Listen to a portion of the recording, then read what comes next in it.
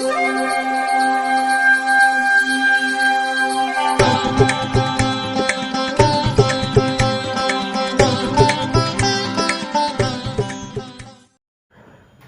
வசந்த காலம் YouTube channel வாயிலாக ஜோதிடர் சண்முகப்பிரியன், சென்னை அடையாறிலிருந்து.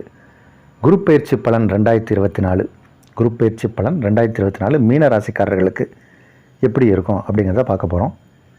இந்த குரோதி ஆண்டில் நடக்கக்கூடிய ஒரே ஒரு குரு பெயர்ச்சி, ஒரே ஒரு பயிற்சி தான். சனி பயிற்சியோ இல்லை ராகுகேது பயிற்சியோ இல்லை, குரு பயிற்சி இருக்குது. குரு பகவான் உங்கள் ராசி அதிபதி இது காலம் வரைக்கும் 2ஆம் இடத்துல இருந்தார். இப்போ 3ஆம் இடம் சென்று விட்டார். 2ஆம் இடத்துல இருக்கும்போது பல நன்மைகள் நடந்தது. தனஸ்தானத்தில் தனக்காரகன் நம்பும்போது பணம் காசு நிறையா வந்திருக்கும். நம்ம குரு பயிற்சி பலனில் போன வாட்டியே சொல்லியிருப்போம், நிறைய பணம் வரும், அதை சேமித்து வைக்கணும் அப்படின்னு. இப்போ 3ஆம் இடம் வந்துட்டார். ராசி அதிபதி அதுவும் குரு 3ஆம் இடம் வரலாமான்னா அது நல்ல இடம் இல்லை. ஆனால் எந்த ஜோசியரை கேட்டாலும் குரு இருக்கும் இடத்தை விட பார்க்குற இடம் பலம் அப்படிம்பாங்க. குருவுக்கு 5, 7, 9 அப்படின்ற பார்வை பலம் உண்டு. தனது 5வது பார்வையாக உங்கள் ராசிக்கு 7ஆம் இடத்தை பார்க்குறார். ராசிக்குள்ளே ராகு, 7ஆம் இடத்துல கேது. இந்த மாதிரி இருக்கும்போது தான் நிறைய பேருக்கு திருமண தடை ஏற்பட்டுச்சு. மீன ராசியில் இருக்கிறவங்களுக்கு நிறைய பேருக்கு வரன் பார்ப்பாங்க, ஃபிக்ஸ் ஆகாது. ஏன்னா இந்த ராகுவும் கேதுவும் ராசிக்குள்ளேயும் 7ஆம் இடத்துலையும் இருந்து நிறையா தடை தாமதத்தை ஏற்படுத்திகிட்டு இருந்தாங்க. இப்போ 7ஆம் இடத்தின் மீது குரு பார்வைப்படுது. அப்போ அந்த தடை விலகி திருமணம் நடக்கும். இப்போது போன வருஷத்தில் திருமண தடைன்னு சொல்லிட்டு இருந்தவங்களுக்கெல்லாம் இப்போது அந்த தடை விலகி வரன் அமையும், நல்ல வரன் அமையும். 7ஆம் இடம் அப்படிங்கிறது உங்களுடைய வெளி வட்டார பழக்க வழக்கத்தை அதிகரிக்கும். நிறைய பேர் வீட்டிலையே இருப்பாங்க. அந்த வீட்டில் ஒருத்தர் இருப்பாரானே தெரியாதுன்னு இருக்கிறவங்களாம் இருப்பாங்க.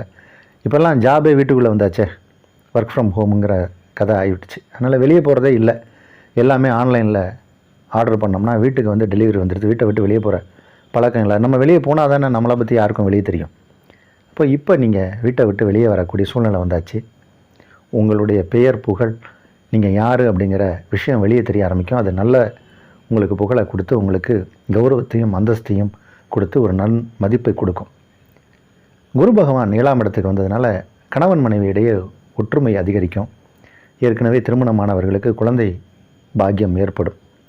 குரு பகவானின் பார்வை விருச்சிக ராசி மேலே உழுது. விருச்சிக ராசி அப்படிங்கிறது உங்கள் ராசிக்கு 9ஆம் இடம்.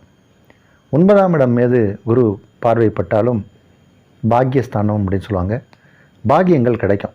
இது வரைக்கும் முன்னாடி நீங்கள் எதெல்லாம் ஆசைப்பட்டீங்களோ ஆசைப்பட்ட எல்லாமே கிடைக்க போகுது. ஆஃபீஸில் நீங்கள் ப்ரமோஷனுக்கு வெயிட் பண்ணிட்டு இருந்தீங்கன்னா ப்ரமோஷன் கிடைக்கும். திருமணம் ஆகி நல்ல குழந்தை வேணும்னா குழந்தை கிடைக்கும். நீங்கள் ஆசை என்னெல்லாம் படுறீங்களோ எல்லாமே கிடைக்கும். நியாயமான ஆசையாக இருக்கணும், அது எல்லாமே கிடைக்கும்.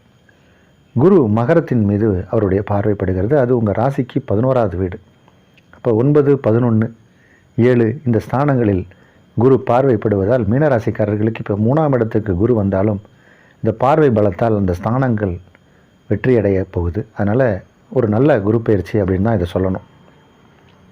குரு பகவானை பொறுத்த வரைக்கும் அவர் பார்க்கும் இடம் சிறப்பு அப்படிங்கிறத நம்ம ஒவ்வொரு ராசிக்குள்ளேயும் சொல்லிக்கிட்டே தான் இருக்கோம்.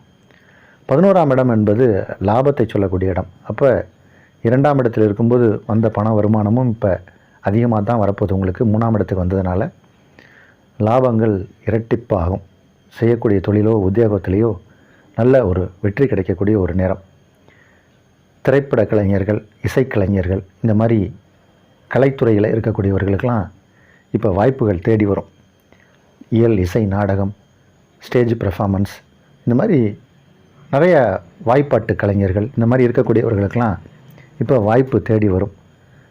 ஜோதிடர்கள், ஆசிரியர்கள், அதே மாதிரி வக்கீல்கள், அவங்கெல்லாம், அதாவது ஒரு சட்டத்துறையில் இருக்கக்கூடியவர்கள், அவர்களுக்கெல்லாம் இப்போ சிறப்பான ஒரு வாய்ப்பு தேடி வரும்.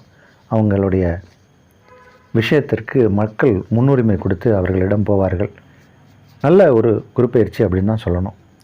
ஆனாலும் 3ஆம் இடம் அப்படிங்கிற ஒரு விஷயத்தை மனதில் கொண்டு திருச்செந்தூர் சென்று அங்கே இருக்கக்கூடிய முருகனுக்கு பாலாபிஷேகம் செய்து, அங்கே இருக்கக்கூடிய மேதா தட்சிணாமூர்த்திக்கு உங்கள் பேர் நட்சத்திரம் சொல்லி அர்ச்சனை செய்து வந்தால் இந்த குரு பயிற்சியால் ஏதாவது தடை தாமதம் ஏற்பட்டாலும் அது விலகி நன்மையாக மாறும்.